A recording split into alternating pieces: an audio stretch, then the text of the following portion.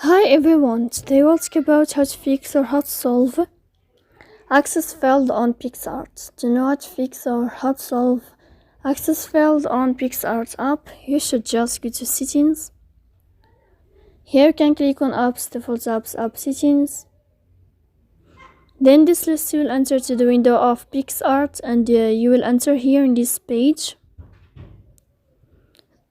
After that you can click on force stop and you can click OK. Then you will enter to storage.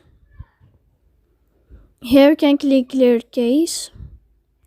Don't click clear data because that can cause you errors or can delete your account.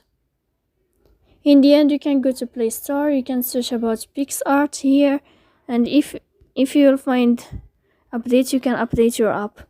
So please don't forget to support us by like and subscribe. See you next time in another video.